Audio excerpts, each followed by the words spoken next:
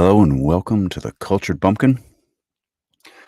And this is where I like to record live, right? So I record my um, podcast, Ode to a Mockingbird, which is a classic literature sleep podcast. So normally the stuff, I mean, if you're reading poetry, it's going to be pretty laid back, unless you're reading, The Charge of the Light Brigade or something like that. But for the most part, it's going to be laid back. Well, a sleep podcast, it's even down a little bit from there. So that's what we're doing tonight, and we're reading Robert Frost. So that's what I am reading tonight, and I try to get my um, things at about what do you call it? Right about 20 minutes, something like that. That's kind of what I shoot for. So that is what we shall do. All right, and we've got some couple Robert Frosts here in the lineup, and we'll get right to them in just a second.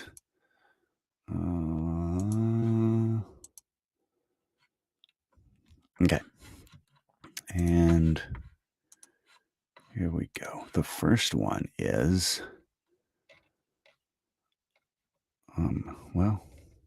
The Road Not Taken.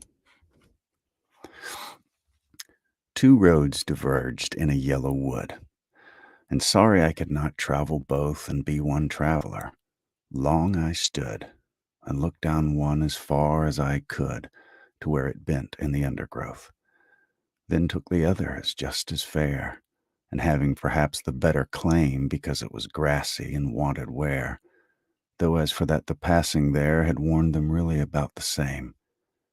And both that morning equally lay in leaves no step had trodden black. Oh, I kept the first for another day. Yet knowing how way leads on to way, I doubted if I should ever come back. I shall be telling this with a sigh somewhere ages and ages hence. Two roads diverged in a wood, and I took the one less traveled by, and that has made all the difference.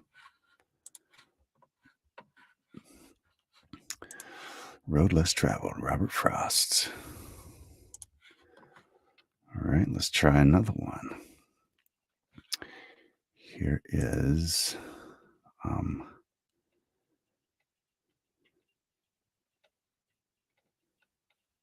where's my other one? Oh, here we go. This is my other favorite. Everybody's favorite too. And then we'll do some other ones. Stopping by woods on a snowy evening. Whose woods these are, I think I know. His house is in the village, though. He will not see me stopping here to watch his woods fill up with snow.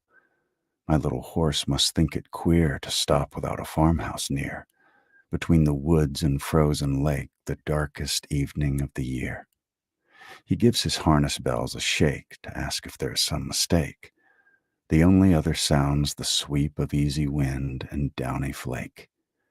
The woods are lovely, dark, and deep, but I have promises to keep, and miles to go before I sleep, and miles to go before I sleep. Another good one, stopping by woods on a snowy evening.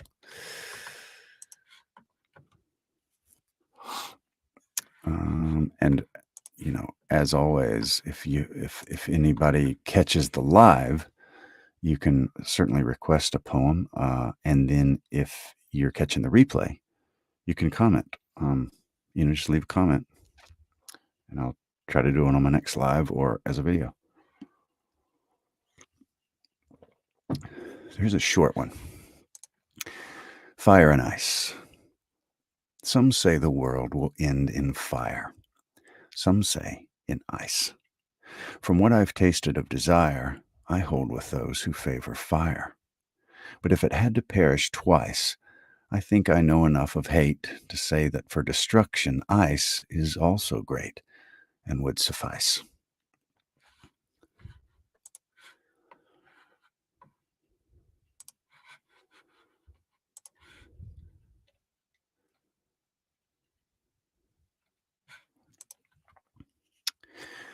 Mending Wall. Something there is that doesn't love a wall, that sends the frozen ground swell under it, and spills the upper boulders in the sun, and makes gaps even two can pass abreast. The work of hunters is another thing. I have come after them and made repair where they have left not one stone on a stone, but they would have but they would have the rabbit out of hiding to please the yelping dogs. The gaps, I mean.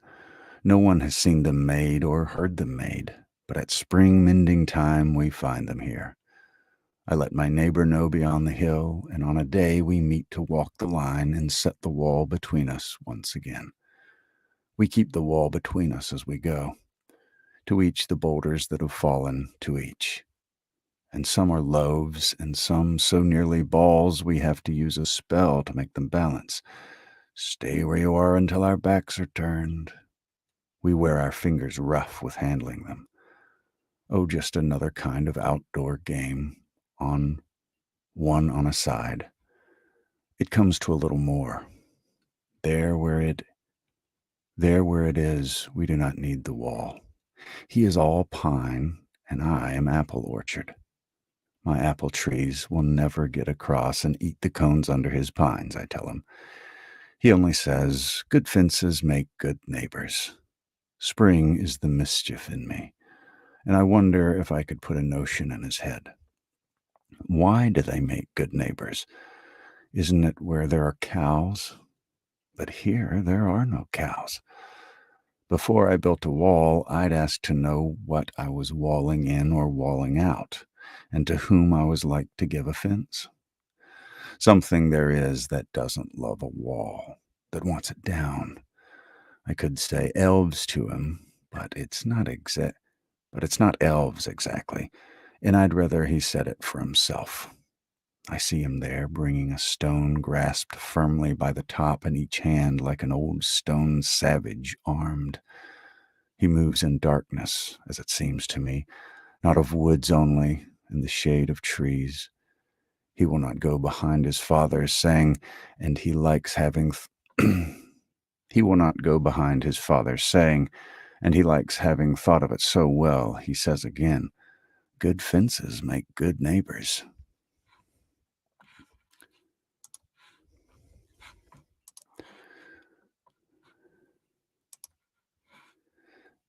Secret Stars, good to have you. Yep, perfect timing. Just doing a little recording my sleep podcast episode. So for this episode, it'll be Robert Frost. And what I do is I pull the audio out of here and then cut it up. So I cut out this kind of stuff. So it's just the poems. And then I put ambiance behind it, like a meadow with little birds and like, bees and dragonflies, or a little babbling brook or something like that. It's real relaxing. And then I post it on my it'll be on YouTube, but also on Apple and Spotify, and maybe another one or two.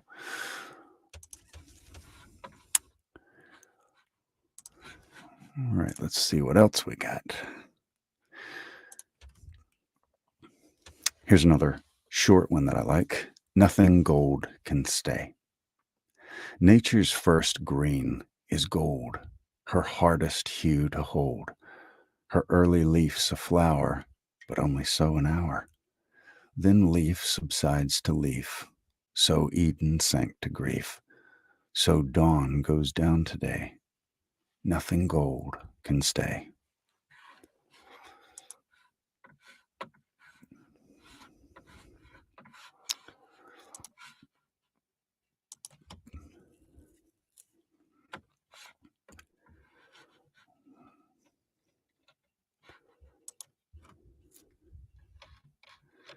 This one is after after apple picking.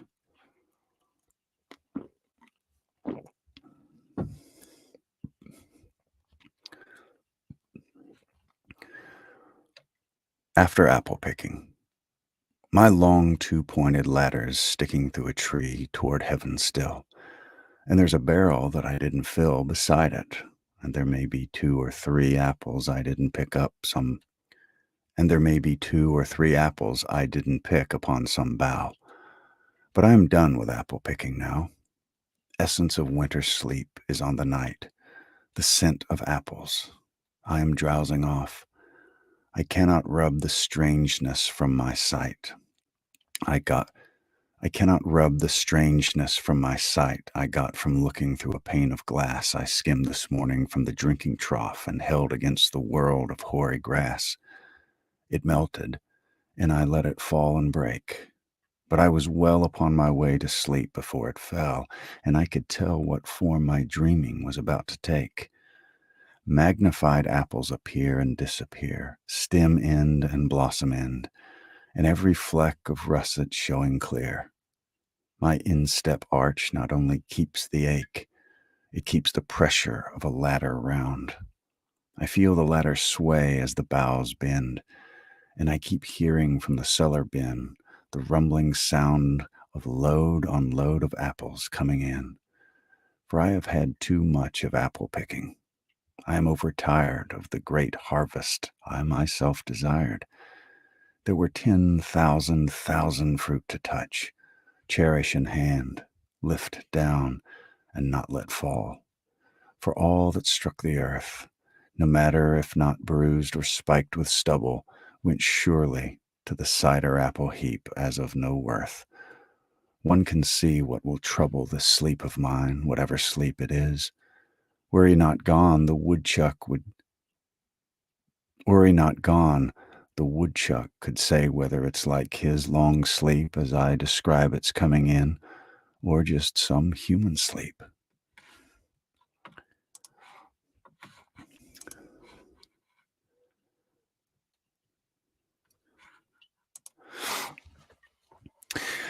Hi, Linda.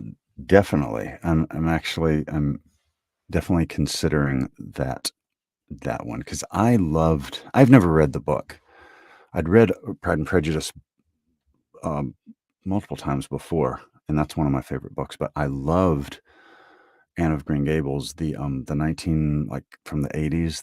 It came on PBS here, but I loved that as a kid. Wanted to marry Anne Shirley, as a matter of fact. It didn't work out, but what are you gonna do? And but yes, excellent suggestion, and that is definitely on the list.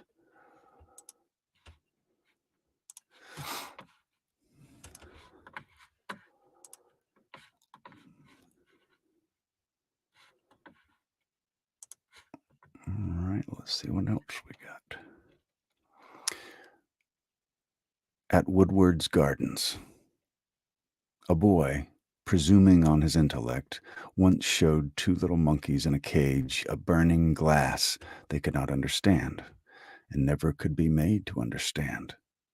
Words are no good.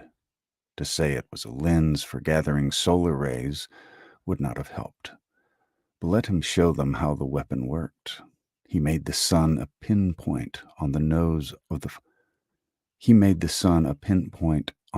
of first one, then the other, till it brought a look of puzzled dimness in their eyes that blinking could not seem to blink away. At Woodward's Gardens.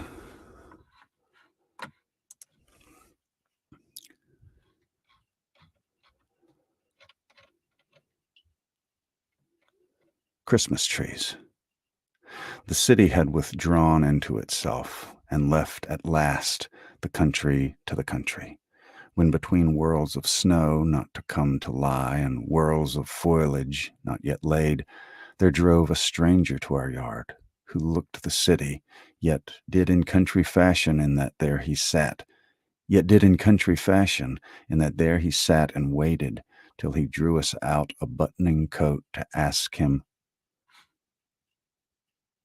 It's very interesting wording here. Yet did in country fashion, in that there he sat and waited till he drew us out a buttoning coats to ask him who he was. He proved to be the city come again to look for something it had left behind, and could not do without and keep its Christmas. He asked if I would sell my Christmas trees, my woods, The young fir balsams like a place where houses all are churches and have spires. I hadn't thought of them as Christmas trees. I doubt if I was tempted for a moment to sell them off their feet to go in cars and leave the slope behind the house all bare. When the sun shines now no warmer than the moon, I'd hate to have them.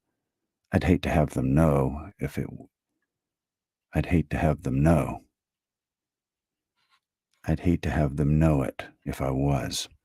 Yet more I'd hate to hold my trees except as others hold theirs or refuse for them beyond the time of profitable growth, the trial by market everything must come to.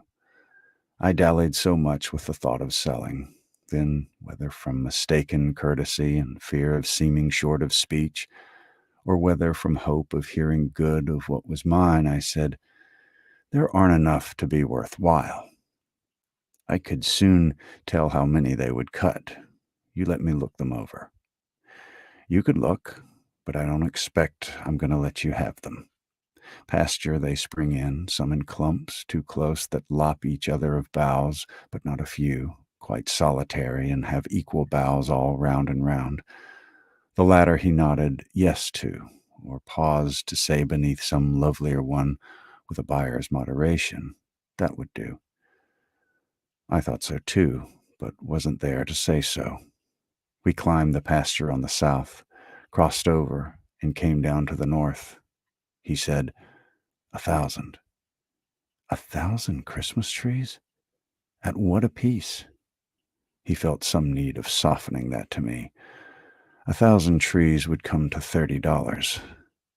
Then I was certain I had never meant to let him have them, never show surprise. But $30 seemed so small beside the extent of pasture I should strip. 3 cents, for that was all they figured out apiece. 3 cents, so small beside the dollar friends I should be writing to within the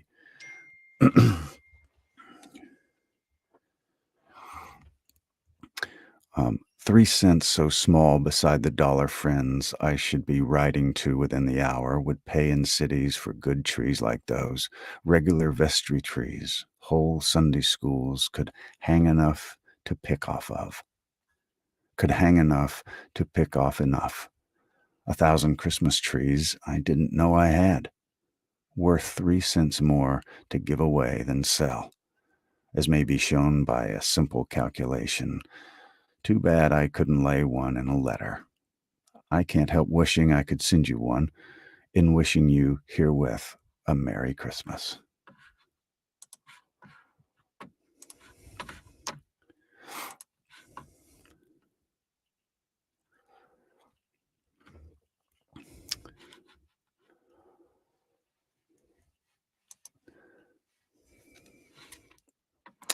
Yeah, I liked the '80s Anne of Green Gables. That to me, that's the classic. The Netflix one, Anne with an A, like that was good. But I really liked the maybe it's the nostalgia. I don't know, but yeah, that's my favorite. Um, yeah, Pablo Neruda for sure. Tonight I can. Okay, let me do a couple. I'm trying to get um basically 20 minutes worth of Robert Frost poetry. So let me do a couple more Frost poems, and then we'll look up some Pablo Neruda. She's really good.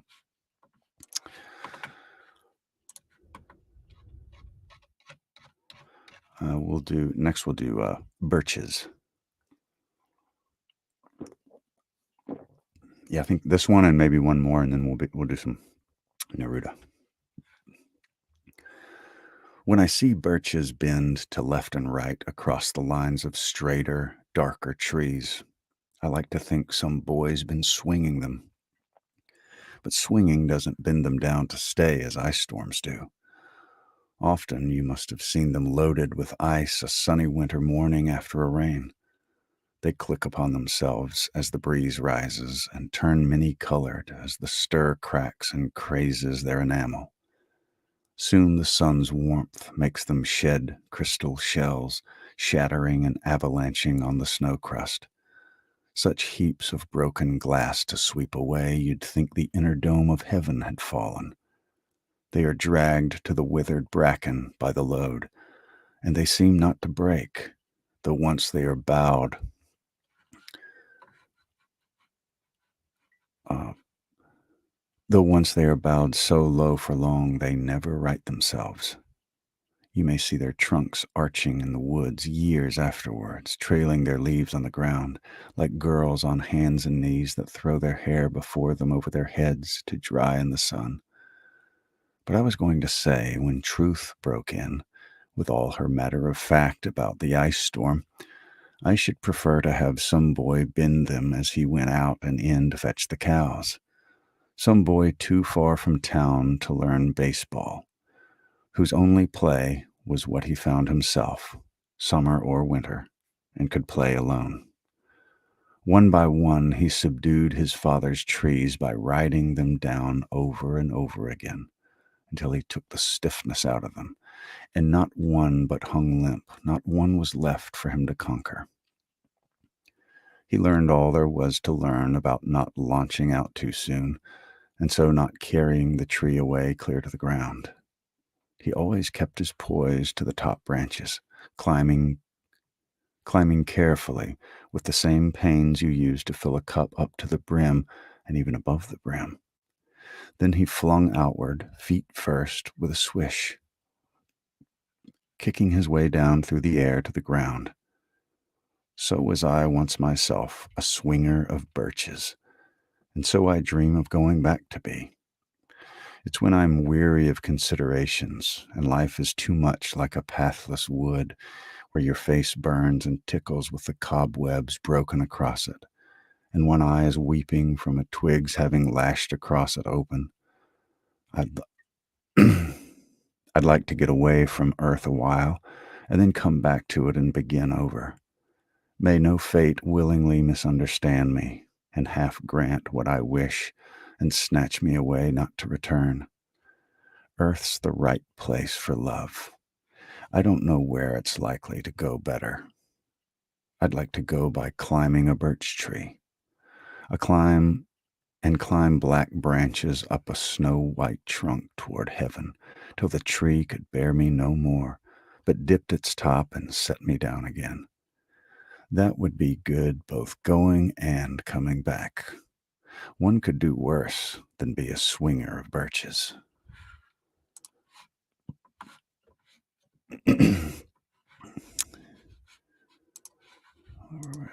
Okay, nice. Let's see if there's any other ones I want to do before we do some Neruda.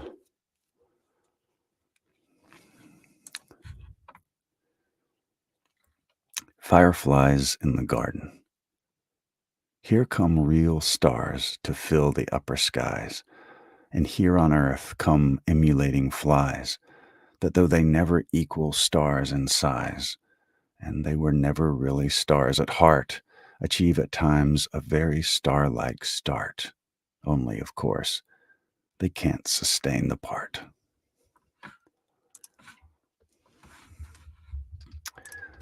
All right, let's look up some Neruda.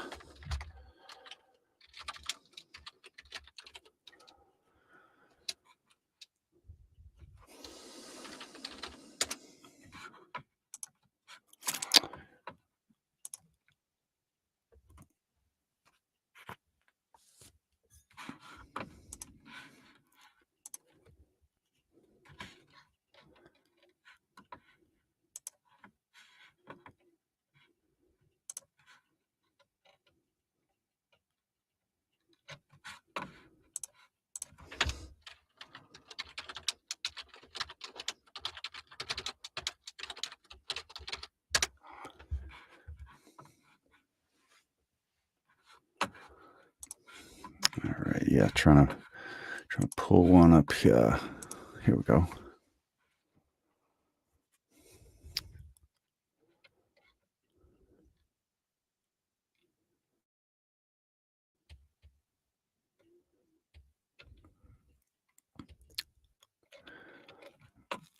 So this is Tonight I Can Write by Pablo Neruda and translated by W.S. Merwin. Tonight I can write the saddest lines. Write, for example, the night is starry, and the stars are blue and shiver in the distance. The night wind revolves in the sky and sings. Tonight I can write the saddest lines. I loved her, and sometimes she loved me too. Through nights like this when I held her in my arms, I kissed her again and again under the endless sky. She loved me, sometimes I loved her too. How could not how could one not have loved her great? How could one not have loved her great still eyes? Tonight I can write the saddest lines. To think that I do not have her, to feel that I've lost her, to hear the immense night, still more immense without her, and the verse falls to the soul like dew to the pasture. What does it matter that my love could not keep her? The night is starry, and she is not with me. That is all. In the distance, someone is singing. In the distance, my soul is not satisfied that it has lost her. My sight tries to find her as though to bring her closer. My heart looks for her, and she's not with me. The same night, whitening the same trees. We of that time are no longer the same. I no longer love her, that's certain. But how I loved her. My voice tried to find the wind to touch her hearing. Another's, she will be another's, as she was before my kisses. Her voice, her bright body, her infinite eyes. I no longer love her, that's certain. But maybe I love her. Love is so short. Forgetting is so long. Because through nights like this, when I held her in my arms, my soul is not satisfied that it has lost her. Though this be the last pain that she makes me suffer, and these the last verses that I write for her. That is Paulo Neruda, Tonight I Can Write. So, good deal, good deal. Well, thank you very much for watching.